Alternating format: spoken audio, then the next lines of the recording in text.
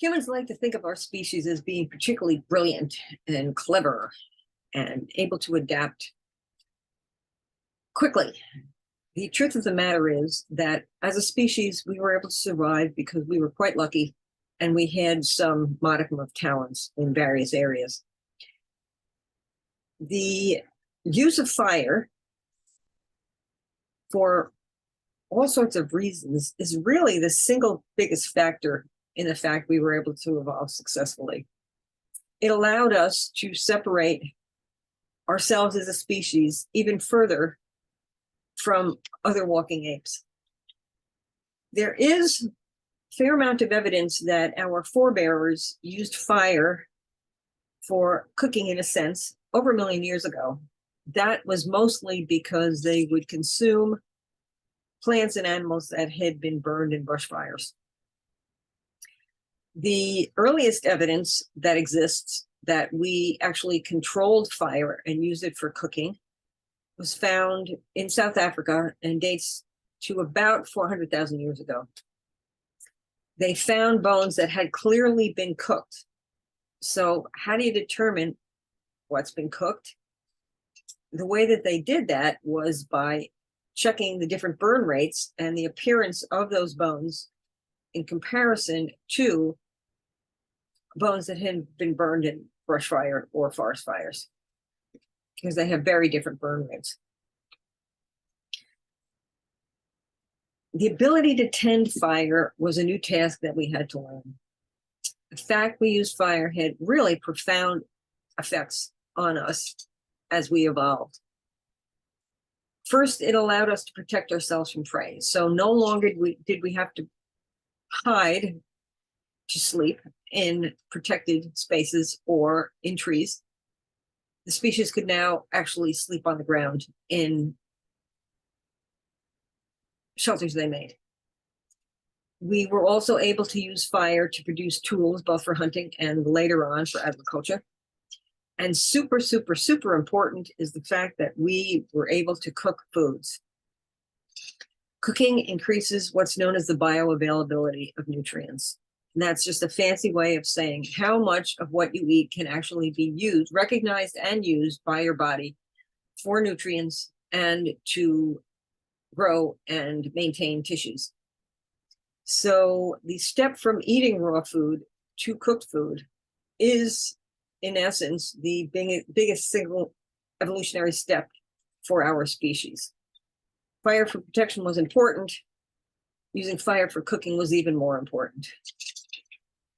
For example, when you cook meat, you are cooking proteins, and those proteins are therefore easier to digest, and those proteins have better bioavailability.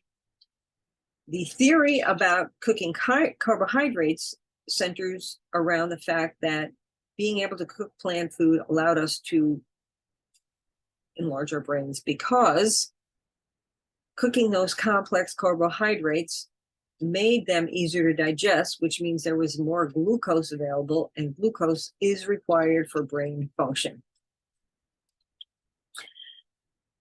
Also, kind of cool is that when you chew cooked food, it takes a whole heck of a lot less time than chewing raw food. There are some estimates. Don't ask me how they came up with these estimates, but here they are. That raw food, if you're eating a raw diet, you took about 5 hours to chew every single day. Whereas if you're cooking food, you only take about an hour to chew that food. Pretty interesting. Also, again, very important, there are foods that are not edible when they're raw, and they are now edible once they are cooked. And think about tubers and think about legumes. The fact that we now had a greater variety and a greater number of sources of energy and nutrients means that we had more time to do other things and more nutrients available that our brains could grow as we evolved. Fire for cooking is also important because it's going to kill parasites and any sort of food poisoning bacteria, which could either make you very ill or potentially kill you. And there are some foods that are poisonous if you try to eat them raw. Once they're cooked, they're not poisonous. potatoes, cassava, manioc. The evolution of our species, once we started to cook, led to physical adaptations. We could have smaller teeth and smaller jaws.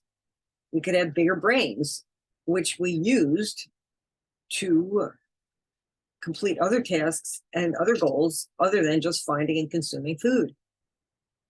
And in fact, the brain size doubled within 200,000 years once we started to cook, because of those extra calories and that extra glucose that were available, thanks to the fact we could now cook our foods. Fire also allowed us to do other amazing things, which includes people figured out how to create earthen ovens, so you didn't have to sit by a fire and watch food for every second that it cooked. It produced light and heat, which means that you could work before dawn or after nightfall. Fire was and still is used for clearing vast tracts of land for agriculture, but using this is actually the way we paved our way into developing agricultural societies.